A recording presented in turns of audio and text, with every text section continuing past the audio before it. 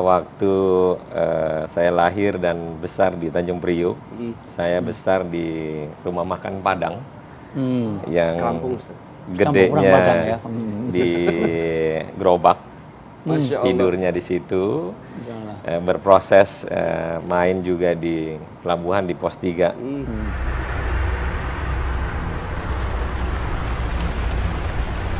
Andai aku jadi orang kaya.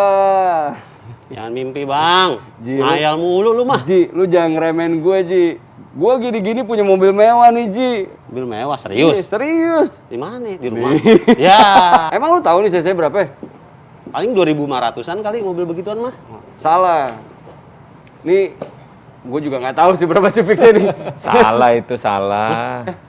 Salah ya, Bang ya? Oh, Salah. emang berapa ini, Bang? Itu 4.000 cc. Oh, 4.000 cc. 4.000 cc. Emang bapak siapa pak? Kok bapak so tahu ah? Ji, lu jangan sembarangan lu. Gua Siapa? kenal nih abang ini nih. Ini Bang Saroni, Ji. Bang Saroni. Yang Ahmad beliau? Saroni. Ah, Lu, Allah. aduh. Lu pengen tahu? Ya udah, kita ajak ngobrol-ngobrol ya. Pesan dulu dong. Iya. Ah, mungkin. Minta Bang mau pesan apa? kopi, Ah. Oke. pahit. Oke siap. Pengusaha sukses yang gemar mengoleksi mobil mewah ini kerap dijuluki sebagai Crazy Rich asal Tanjung Priok, Jakarta Utara. Ya, dialah Ahmad Saroni. Pria kelahiran 8 Agustus tahun 1977 ini sebenarnya harus melalui perjuangan yang panjang sebelum akhirnya bisa meraih kesuksesan. Lahir dari keluarga kurang mampu mengharuskan Ahmad Saroni untuk bekerja sejak usia dini. Dari kecil ia sudah menekuni berbagai profesi, mulai dari tukang semir sepatu, ojek payung, tukang cuci, hingga supir pribadi. Namun, perlahan tapi pasti hidup Ahmad Saroni mulai berubah. Kini ia tidak hanya sukses menjadi seorang pengusaha, tapi juga sebagai anggota Dewan Perwakilan Rakyat. Lantas, apa sebenarnya kunci keberhasilan seorang Ahmad Saroni? Mari kita simak jawabannya di Ngopi Ramadan pagi ini. Ini sesuatu yang menarik banget nih Ustadz. Alhamdulillah. Bang Saroni. Orang kan tahu banget nih Bang Saroni ini ya Masya Allah sekali ya, luar biasa sekali. Sekarang nih kayak apa ya, ketua asosiasi mobil mewah. Terus padahal kalau katanya dulu itu Bang Saroni ini kayak hidupnya bisa dibilang susah ya Bang ya? Alhamdulillah. Gimana sih Bang? Proses panjang. Jadi kebanyakan orang ngelihat pada posisi terakhir. Iya. Waktu saya lahir dan besar di Tanjung Priok, saya besar di rumah makan Padang yang Sekampung, Ustaz. gedenya Padang, ya. di gerobak, Masya Allah. tidurnya di situ, Insyaallah. berproses main juga di pelabuhan di Pos 3. Sekarang sudah nggak ada, udah jadi tempat kontainer. Iya.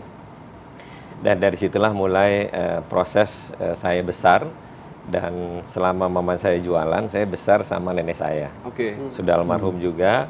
Waktu kecil berprosesnya kan tidak mungkin saya selalu ingat. Benar. Tapi berproses ingatnya saya menjadi tukang semir sepatu di Pertamina di Jakarta Utara, Iya. di Yosudarso itu. Silakan kopi Jadi bang. dulu kalau masih Makasih Ji. dulu Ya. kalau mau berenang di gelanggang remaja Jakarta Utara itu nggak punya duit. Heeh. Jadi saya nyemir sepatu Di usia berapa itu? usianya masih SD ya? SMP masih main-main tuh waktu itu. iya. Mungkin masih kelas 1 kali kayaknya. Nah, itu saya sampai sekolah SD nggak pernah nggak naik kelas sekali. Oke. Dari kelas 4 ke kelas Kenapa 5. itu, Bang? Dulu matematika saya bodoh banget gitu. Tapi menikmati apa yang menjadi proses adalah sangat indah. Betul. Untuk menjadikan hasil yang sampai hari ini. Bang, saya penasaran banget nih, hal yang sangat berbekas banget nih di kehidupan abang yang dari dulu ketika sulit nih, itu masih sampai sekarang tuh masih kayak gue dulu pernah gini nih, dan itu akhirnya memacu abang untuk menjadi berproses seperti sampai sekarang ini. Semua hal terkait dengan waktu di zaman susah, zaman miskin itu adalah pasti diingatkan pada yang gak enak. Betul. Yang pertama adalah gimana saya di dalam keluarga tidak diorangkan, Ya.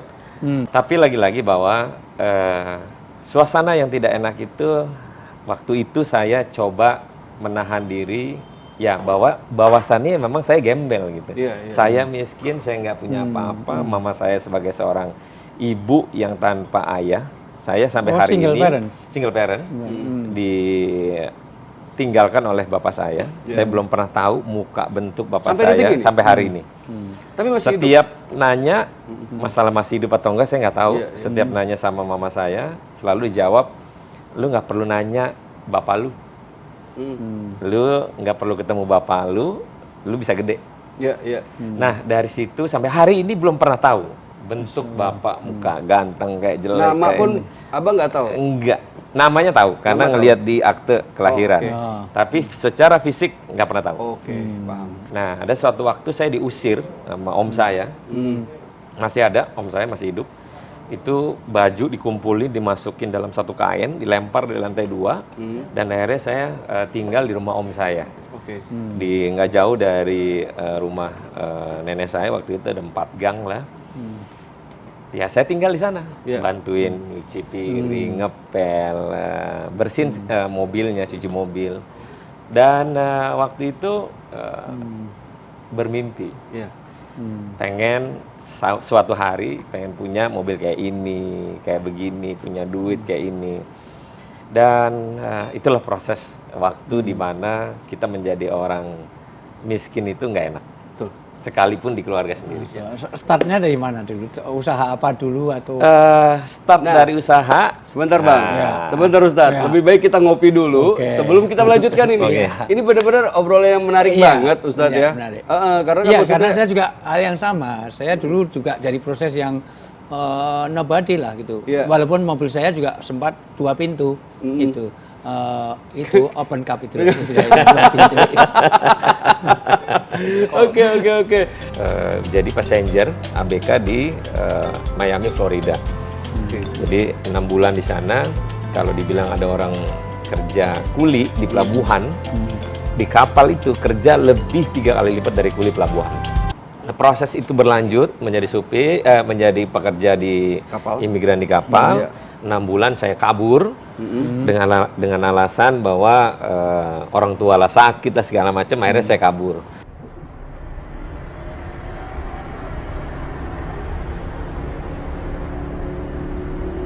Oke, Bang Ahmad Saroni, ini semakin menarik nih obrolan kita ya. Dan saya tuh kan tahu banget ya kerasnya Priok itu seperti apa. Karena dulu saya sempat lah lumayan berapa tahun di daerah Pelumpang gitu. Nah, proses berikutnya itu apa Bang? Jadi supir ceritanya. Supir. Supir pribadi, supir ada salah satu bos kecil. Nah, saya beranjak nyupirin orangnya. Waktu itu tahun 97-98. Iya. Terakhir waktu ada kerusuhan yang 98. 98. 98. Nah, nggak lama karena saya ribut sama om saya nggak boleh kerja lagi sama tuh Bos, supir. oke. Menjadi supir, saya keluar. Saya mencoba kerja jadi passenger ABK di Miami, Florida. Oke. Jadi 6 bulan di sana. Kalau dibilang ada orang kerja kuli di pelabuhan, di kapal itu kerja lebih 3 kali lipat dari kuli pelabuhan. Oke, luar Jadi biasa. alhamdulillah proses itu berlanjut menjadi supir, menjadi pekerja di Kapal. imigran di kapal. Iya. 6 bulan saya kabur dengan alasan bahwa orang tua lah sakit lah segala macam. Akhirnya saya kabur ke Atlanta. Oke. Nah dari Miami ke Atlanta saya naik Greyhound dengan uang yang memang saya punya aja. Iya. Nah dulu ada salah satu tempat border, jadi pintu di antara kedua belah negara atau kota yang memang kalau diberhentiin pasti diperiksa. Iya. Nah kebetulan waktu itu visa saya visa pelaut. Oke. Jadi kalau ketangkep itu bisa ditahan, dideportasi. Tapi alhamdulillah selama perjalanan ada 14 jam berdoa, nggak bisa tidur karena was-was. Kalau nanti di border sana kalau ada petugas kita bingung jawabnya. Iya, benar. Dan pasti di penjara. Nah, nyampe lah di Atlanta, Saya ada 3 bulan kerja di salah satu perusahaan Chinatown itu, restoran. Iya. Nggak lama saya balik. Karena kenapa saya balik? Karena dulu tiket dulu pada pekerja TKI itu tiketnya refundable. Iya. Jadi bisa dipakai berangkat dan pulang. Sampai pulang. Ya. Kalau sekarang kan orang pekerja lain, sekali jalan aja, menghindari hal-hal itu. Ya berarti ini Bang Syaroni kerjanya sebagai TKI ini ya pada waktu TKI, itu ya? TKI, Oh, TKI, oke. kerja di kapal, nyuci kuali. Oh, nyuci kuali segede gaban gini, 10 kanan kiri dia, Iya, ada iya, 5, iya. ada 5. Jadi kesehariannya cuma nyuci. Nyuci harus pakai dibantu alat kimia, cairan kimia. Oke. Jadi dari pakai sarung tangan Iya, iya. sampai saya lepas tangan karena itu cairan kimia sampai merah tangan sini. Nah itulah setiap hari begitu ada satu orang Honduras yang ributnya sama orang Indonesia terus. Saya kalau pagi bangun karena tempat tidur itu pada posisi nggak bisa duduk, Ya. jadi kalau kaget mimpi pasti kejedot. Oke. Berarti Itu dekat dikeplak banget ya. kepalanya, oh ya, aduh. Jadi luar biasa. Makanya proses hidup ini saya jalanin. Akhirnya saya balik ke Jakarta, balik lagi jadi supir bos kecil yang sebelumnya di tahun 2000. 2000 nyupirin yang bersangkutan karena waktu itu dia dari hari Rabu sampai hari Senin pagi Iya. kerjanya mabok. Bos gue itu dari hari Everyday kelakuannya begitu begitu ya?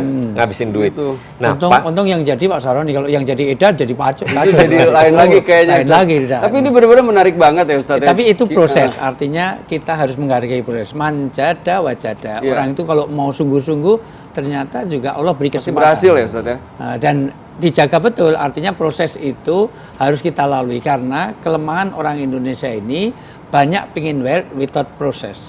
Banyak pengen kaya tetapi lupa pada prosesnya. Jangan lupa loh, kadang-kadang ada orang pengen kaya itu cukup ketik rek, spasi weton, kirim sekian. Kalau Anda lahirnya Selasa Kliwon tidak cocok kerja di air. Kalau pengen cepat sembuh, bawa air setengah gelas dibawa ke mana. Pengen cepat kaya, bikin kerajaan Sunda Empire. Mohon maaf, ini menjadi pembelajaran. Di dalam Islam, orang itu harus betul-betul menjalani pada prosesnya. Makanya kenapa di dalam Islam ada harapan. Dan harapan itu yang namanya tafaul. Iya. Tafaul itu harapan yang akan datang.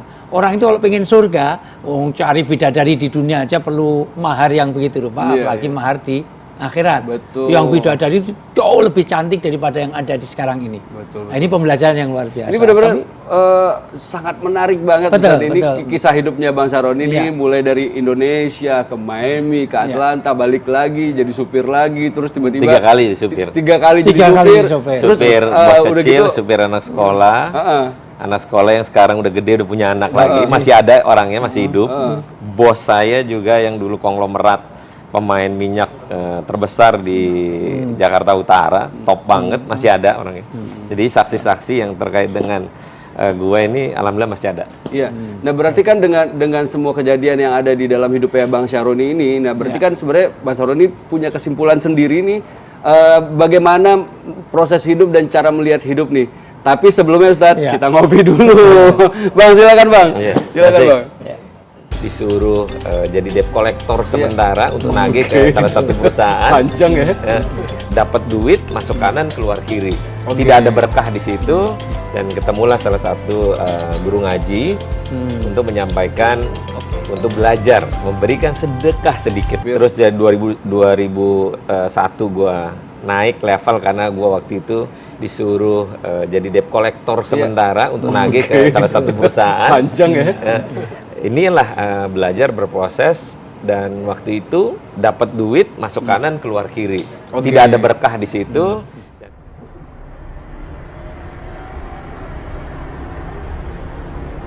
Enak ya ngopi di sini? Wah, ini bisa silaturahmi. Iya, makanya bisa kan berkomunikasi. betul dengan- betul. Wah, Jadi bukan sekedar Biasanya nih, minumnya Bang, fisik ya. Ya, Ustadz, ya, betul. biasanya nih Bang Saroni, Ustadz, ini yang bikin kopi enak ini suka nanya nih. oh, oke. Gi, lu ada yang mau lu tanyain nggak? Nah, ada dong. Penasaran ini. Ya. Jadi gini nih Bang, kan lagi di bulan Ramadan juga nih. Kita lagi ya masanya orang lagi mendekatkan diri kepada Allah gitu. Kadang saya juga mengalami fase sekarang ini ya. Kayaknya udah usaha tapi kayaknya masih mentok aja begini-begini aja gitu. Kira-kira dari Abang nih ada tips apa? Apalagi kan ya saya sama-sama alumni nih dari orang Priuk juga nih gitu. Oh, buat orang masa Priuk juga. depan Priuk juga. Iya. Jadi, Gimana Bang? Cerita pengalaman bahwa waktu zaman gembel dulu gue selalu sehabis sholat Ustadz Iya. yasinan Hmm. tiap sholat pokoknya 5 waktu dan tahajud. Doa gue adalah jadikanlah hambamu ini orang kaya Iya. biar bisa bermanfaat buat orang tua, kakek, nenek, om, tante dan Iya, sekeliling gue. Dan dari situ alhamdulillah terwujud perlahan. Waktu di awal nggak pernah berikan sedekah Iya. sampai akhirnya belajar bersedekah dari tahun 2003 Itu sampai masih hari susah? ini. Itu masih susah dulu. Oke. Kan masih jadi rangkaian Rangkaiannya jadi tadi ya. sopir, Sopir. terus jadi 2001 gua naik level karena gua waktu itu disuruh jadi debt collector sementara untuk nagih ke salah satu perusahaan. Panjang ya. Inilah belajar berproses dan waktu itu dapat duit masuk kanan keluar kiri. Oke. Tidak ada berkah di situ dan ketemulah salah satu guru ngaji untuk menyampaikan untuk belajar memberikan sedekah sedikit. Oke. Dalam hal ini untuk membantu juga pada mereka orang yang membutuhkan. Nah 2003 lah itu gue belajar memberikan sedekah.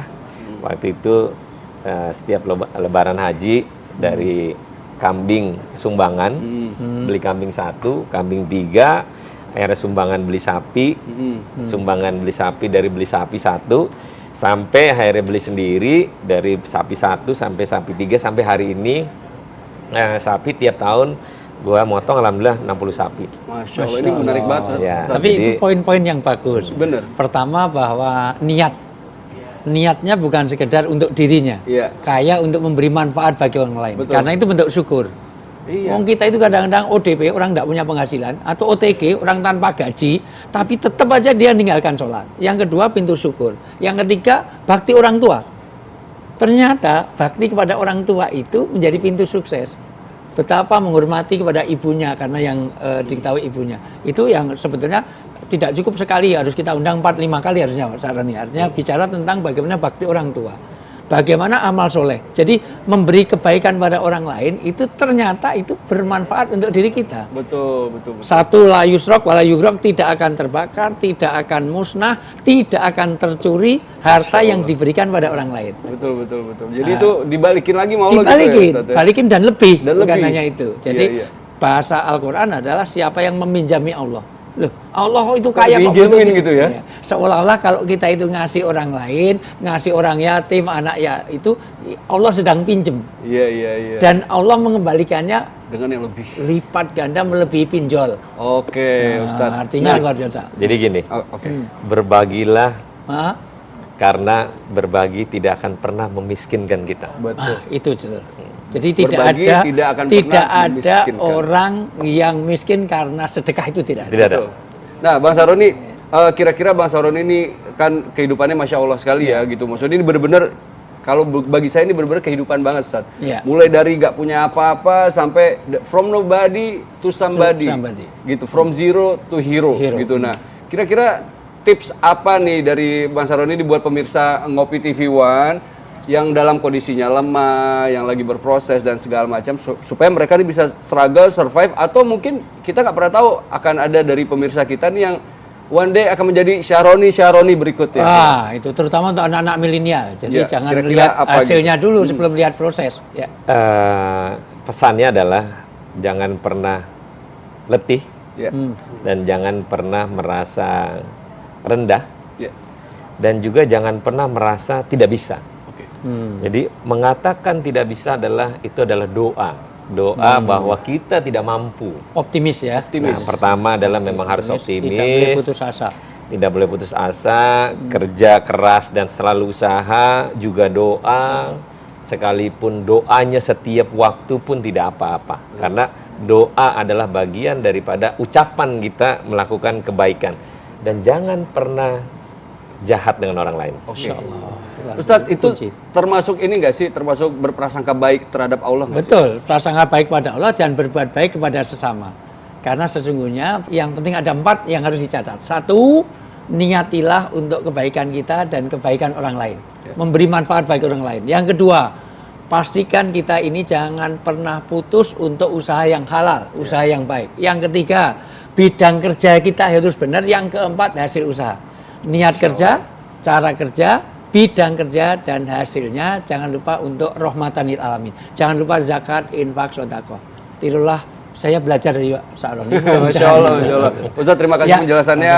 Bang Abbas Syaroni, terima kasih sekali udah menjadi inspirasi buat Masya kita yang Allah. ada di sini dan buat pemirsa-pemirsa Ngopi TV One ya. Insya Allah mudah-mudahan kita bisa ketemu lagi.